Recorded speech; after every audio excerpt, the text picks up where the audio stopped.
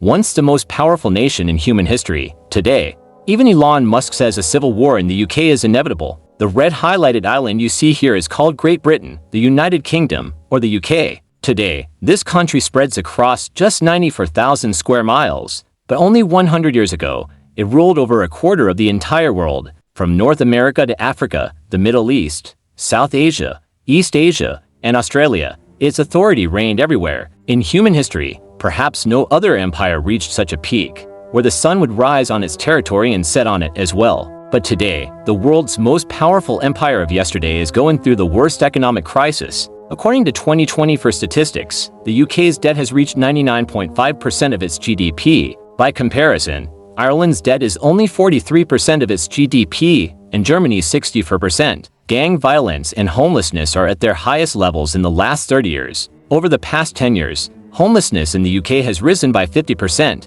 where once high salaries and wages attracted people from all over the world to London. Wages have remained stuck at 2008 levels for the last 16 years, while inflation is now at its highest in the past 40 years. Thousands of skilled workers are leaving the UK in search of better pay. In the world's sixth largest economy, 10 million people live in absolute poverty, while 2 million people go without food for at least one day each month. And if you remove London from the UK, the rest of the country is as poor as Mississippi, the poorest state in the US. The NHS, once a global example of what healthcare should be, is in such bad condition today that 8 million people are stuck on waiting lists despite being in critical condition. And it's not just healthcare. Almost every government department is in crisis.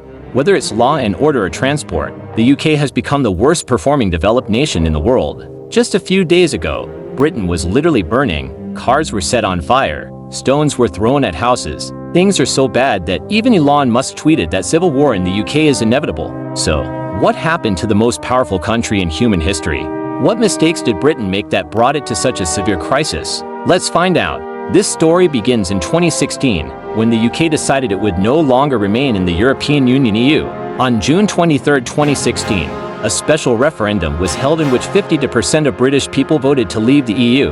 This was the point where the crisis in the British economy began. The process of leaving the EU is called Brexit. Now here, it's important to understand a piece of history, how and why the European Union was formed. After World War II, European countries realized that if they kept fighting each other, all their money and resources would go into building armies and defending borders. Looking at the map of Europe, two things become obvious. One, all the countries are small, and two, they are interconnected. So, European leaders thought, if we continue as separate nations, our wars will never end, and neither will our progress. That's why, in 1952, 6 countries, Belgium, France, Germany, Italy, Luxembourg, and the Netherlands, formed the European Coal and Steel Community to massively boost their economies. This helped them greatly.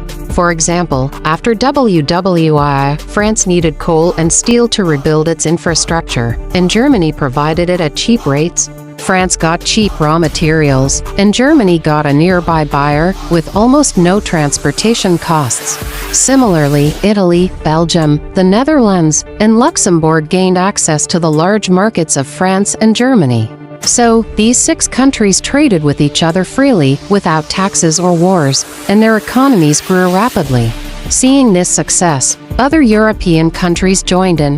By 1993, 12 countries were part of this community, which had evolved into the European Union, now one of the most powerful organizations in the world.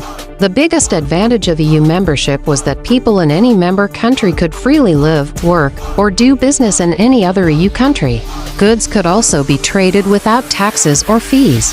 For example, a furniture seller in Greece could sell in the UK without extra taxes. Another huge benefit was that when dealing with non-EU countries, trade negotiations were done collectively, giving each country far more bargaining power than if they negotiated alone. So, with so many benefits, why did the UK leave the EU? There were 3 main reasons. Economic imbalance. Many Britons felt they were giving more than they got. For example, between 2012 to 2016, other EU countries caught 7.5 million tons of fish from British waters, while Britain caught only 90,000 tons from EU waters.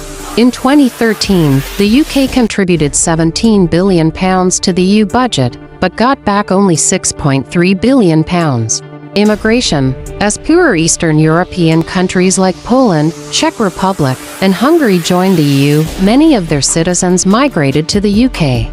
Britain also took in large numbers of immigrants from the Arab world during civil wars. The foreign-born population in the UK rose from 3 million in 2004 to nearly 10 million by 2021. This increased pressure on infrastructure, jobs, and wages, and many Britons began blaming EU immigration policies. Sovereignty. Many felt Britain was losing control over its own decisions and that the EU was forcing burdens upon them. They believed Britain could do better outside. Thus, in 2016, the referendum passed, and Britain left the EU. But the results were the opposite of what was expected. According to the Bank of England, between 2016 to 2021, investment in the UK fell by 25%. Then COVID-19 and the Russia-Ukraine war worsened things further. On one hand, investment was low. On the other, Britain was heavily funding Ukraine, and due to energy sanctions, it could no longer buy oil and gas from Russia.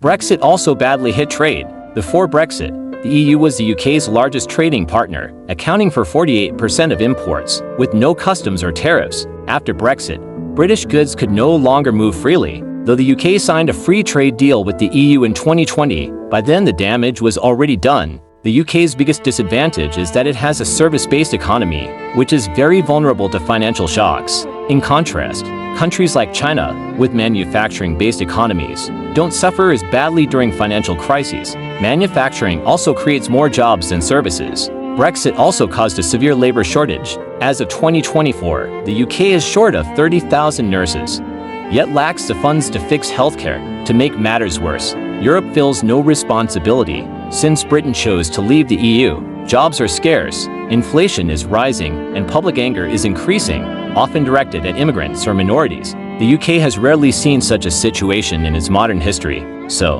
the UK is in deep crisis. Wrong decisions and short-sighted thinking have brought Britain to this point. At this pace, we might soon witness the collapse of what was once the Great British Empire. These are all the sources we consulted for this video. See you in the next video with another interesting topic. Take care. Goodbye.